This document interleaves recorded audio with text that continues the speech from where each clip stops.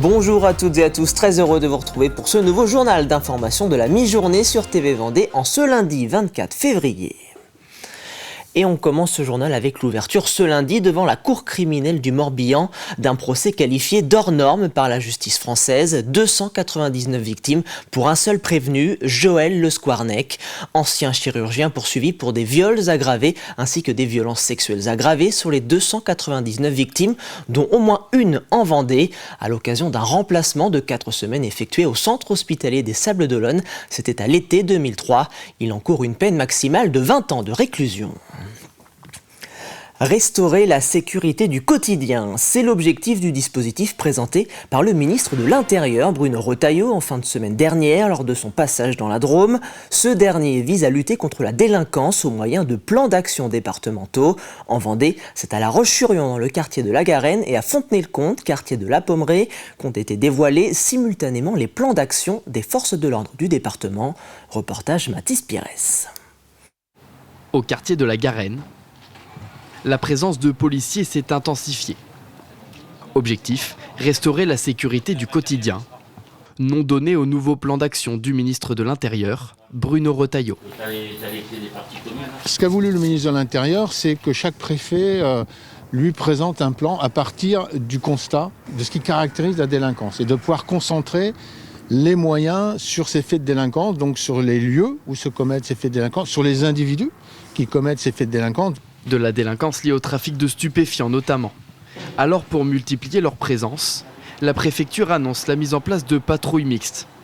Nous avons décidé dans le cadre de ce plan d'organiser des patrouilles de police communes, police nationale et police municipale, de manière à pouvoir assurer une présence, parce que c'est ça aussi qu'il faut assurer, c'est une présence plus importante sur la voie publique des services de police. La Vendée garde tout de même un taux de criminalité bien en dessous de la moyenne nationale.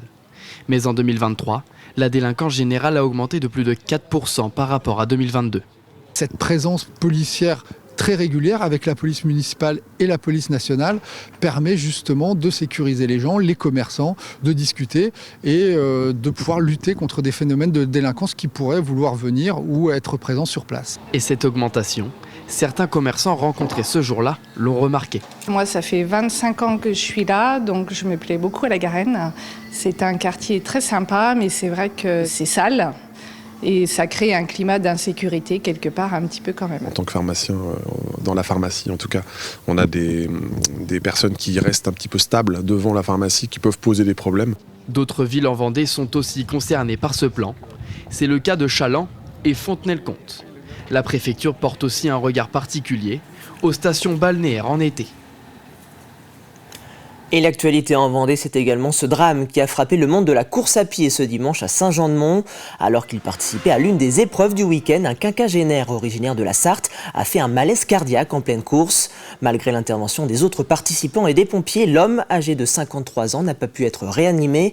Les organisateurs de la course ont rapidement exprimé leur soutien à l'ensemble des proches de la victime sur les réseaux sociaux, tout en appelant les coureurs à la vigilance. Un message qui a une résonance particulière en ce lundi, puisque nous avons également appris le décès ce dimanche d'un cycliste de 63 ans au Poiré-sur-Vie, lui aussi victime d'un malaise cardiaque. Au Sables-d'Olonne, 22 bénéficiaires du RSA viennent de recevoir leur diplôme de prévention et secours civique de niveau 1, le fameux PSC1, une initiative mise en place depuis 3 ans par le département de la Vendée, dont l'un des objectifs est de recréer du lien social. Pour certains des participants, c'était une découverte, pour d'autres, une bonne révision.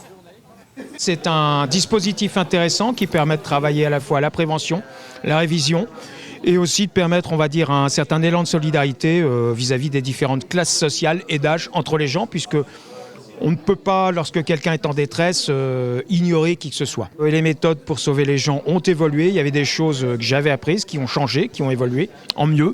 Donc moi, ça m'a permis, on va dire, une réactualisation par rapport à cela. C'est un joli devoir, une belle image de citoyenneté. Et puis pour des personnes qui sont en réinsertion, on remet le pied à l'étrier professionnellement, eh bien cette attestation est un plus pour pouvoir chercher du travail ou trouver du travail demain. Il y a une dame tout à l'heure, elle a dit, moi je ne savais même pas que ça existait. Elle dit, moi quelqu'un en fait se serait étouffé chez moi, je ne sais pas ce qu'il aurait fallu que je fasse. J'ai une personne qui tombe sur le trottoir, je ne sais pas ce que je dois faire, mais maintenant je saurai. Je trouve que c'est une très très belle image et même eux ça renforce aussi la confiance en soi du coup. Prenons désormais la route de la caserne de gendarmerie de Luçon, où 32 jeunes Vendéens de 15 à 17 ans ont profité de leurs vacances scolaires pour y effectuer un stage de 12 jours en immersion à la découverte des différents corps de métier, une mission d'intérêt général qui intervient dans le cadre de la deuxième phase du SNU, le service national universel. Mathis Pires a assisté aux dernières heures de formation. En direction du portail, en avant, marche, gauche, droite. Gauche, droite. C'est au pas et au rythme des gendarmes que ces 32 jeunes vivent depuis 12 jours.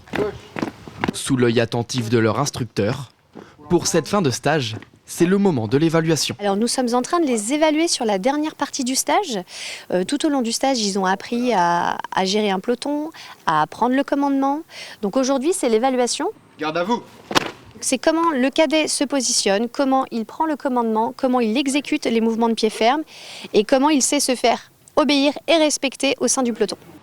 Pour beaucoup d'entre eux, c'est l'occasion de se tester et de confirmer leur envie de porter plus tard l'uniforme bleu. Moi j'aimerais bien être dans la gendarmerie plus tard et donc j'ai choisi de le faire là parce que ça m'a permis de découvrir encore plus la gendarmerie et de confirmer mon choix d'orientation. C'est vraiment une découverte déjà que ça me change autant de mon quotidien car le matin on est réveillé par de très beaux chants militaires et puis on prend notre petit déjeuner ensemble. Dans cette salle de classe, autre évaluation. L'objectif, démonter et remonter ce pistolet. Si je t'aide, tu perds des points. Aujourd'hui, manipuler une arme pour le SNU, c'est leur permettre de toucher du doigt l'armement utilisé en réserve opérationnelle de la gendarmerie. C'est pour que ce soit le plus concret et surtout qui dépasse, pour certains d'entre eux, la peur de l'arme. En alternant théorie et pratique, les 32 jeunes vont découvrir les différents métiers de la défense. Ça sert à promouvoir un peu notre profession, à faire montrer le métier de gendarme et peut-être, pourquoi pas, avoir de jeunes recrues qui seraient intéressés pour venir rejoindre nos rangs. Après ce stage, les jeunes reviendront chez les cadets pour des commémorations le 11 novembre et le 8 mai. À partir de 17 ans, les volontaires pourront alors s'inscrire dans la réserve de la gendarmerie nationale. Et c'est ainsi que se termine ce journal. Merci de l'avoir suivi. Je vous donne rendez-vous tout à l'heure à 18 h pour un nouveau point sur l'actualité vendéenne. Très bon après-midi sur TV20.